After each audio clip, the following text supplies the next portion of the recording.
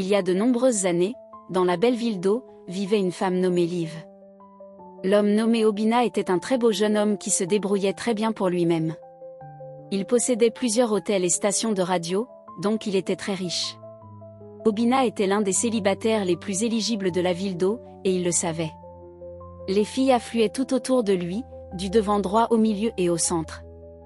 Obina faisait la fête et allait en boîte tous les soirs, dépensant des millions au club avec ses amis et sa série de copines. Cependant, la mère d'Obina, Madame, était inquiète et était toujours sur le dos d'Obina. Chaque fois qu'elle appelait son fils, elle disait généralement « Combien de fois je t'ai appelé ?» À quoi Obina répondait généralement « 3 fois, maman ». Ensuite, elle continuait en disant « Obim, qu'est-ce que je t'ai fait ?» Obina, ne sais-tu pas que tu es mon seul enfant, les seuls yeux avec lesquels je vois dans ce monde? Obina, veux-tu que j'aille dans ma tombe sans porter mes petits-enfants? Obina, réponds-moi, disait-elle en éclatant en sanglots.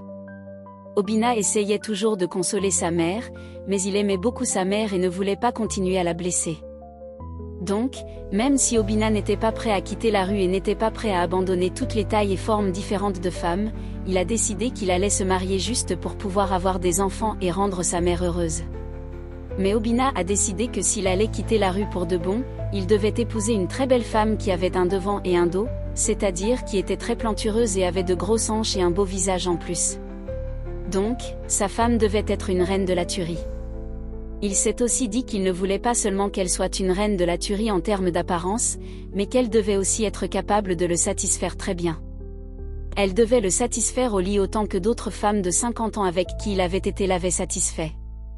Il voulait aussi qu'elle soit très simple, qu'elle sache cuisiner et prendre soin de la maison.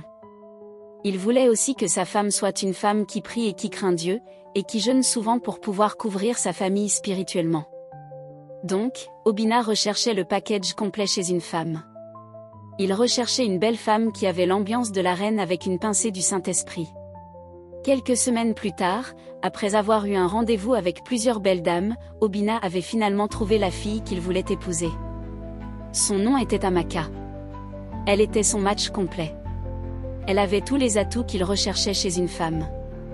Elle était très belle et avait l'ambiance de la reine avec une pincée du Saint-Esprit. Madame était juste heureuse qu'au moins son fils ait trouvé une femme qu'il voulait épouser.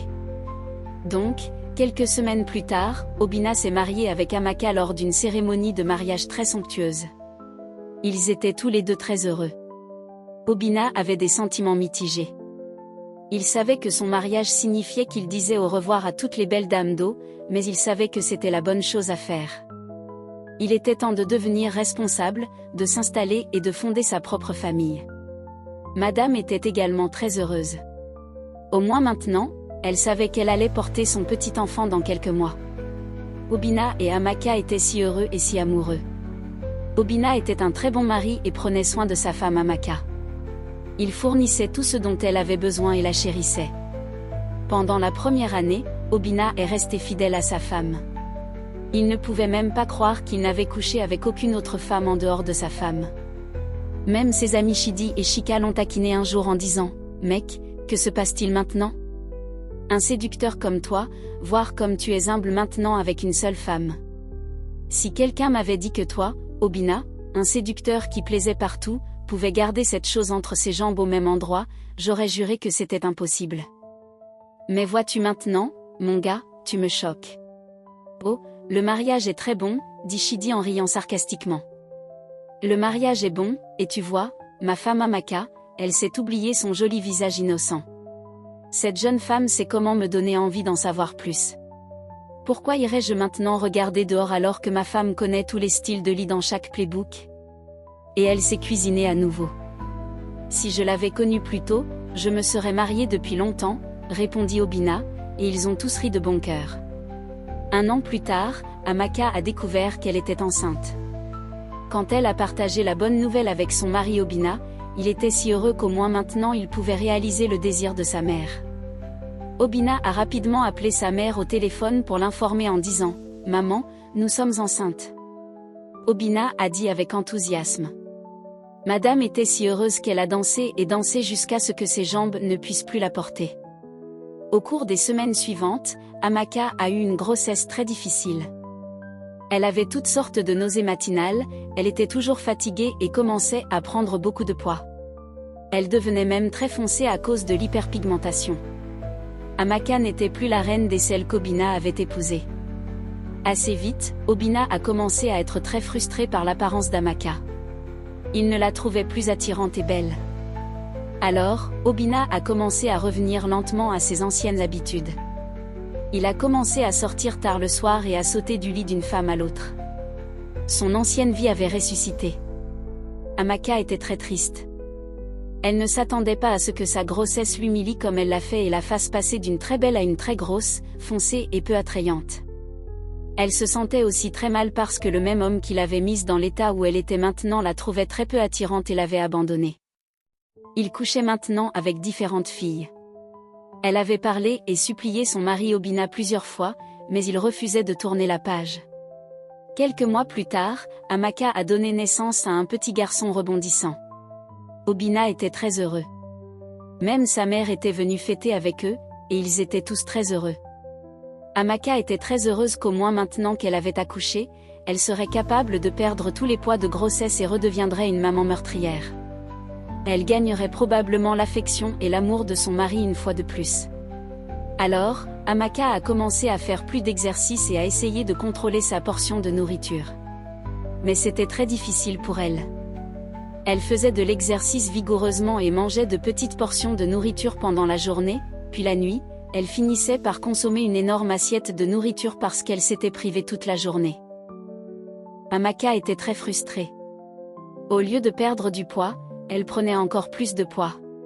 Obina était passée de ne même pas la trouver attirante à faire d'elle une plaisanterie. Obina ne la touchait plus, et à chaque fois qu'Amaka essayait de le séduire, il éclatait de rire en disant « Attends, et qu'est-ce que cet éléphant essaie de faire ? Je t'en prie, arrête, arrête, ça ne te va même pas du tout. S'il te plaît, ne me mets pas en colère cette nuit. Regarde-toi, vois comment tu t'es laissé aller maintenant. Tu as l'air si dégoûtant. Oh, alors tu t'attends à ce que je sois un homme entier comme moi ? Regarde-moi bien, je suis un gâteau chaud. Les femmes se rassemblent autour de moi. Tu t'attends à ce que je couche avec toi alors que j'ai le choix ? Dieu m'en préserve. C'est soit que je suis saoule, soit que je dois fermer les yeux pour que je couche avec toi, vu à quel point tu es devenu gros et informe. Obina répondait en riant et en se moquant de sa femme.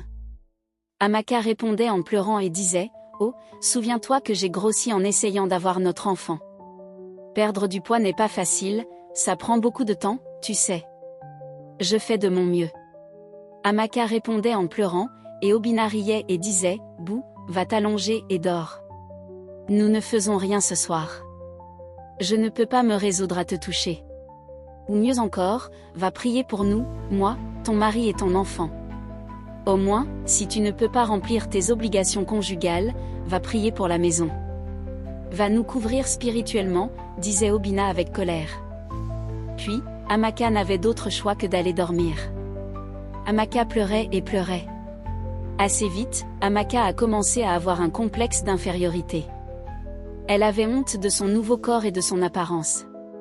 Elle a commencé à passer la plupart de son temps à prier et à pleurer à Dieu pour restaurer l'amour de son mari pour elle, mais en vain. Obina était devenue encore plus sauvage, plantant ses graines dans tout ce qui portait des jupes. Il partait encore comme un célibataire. Un jour, Amaka parlait à sa meilleure amie Cha au téléphone et lui disait « Cha, mon mariage est en fête. Ton mari ne m'a pas touchée depuis des mois.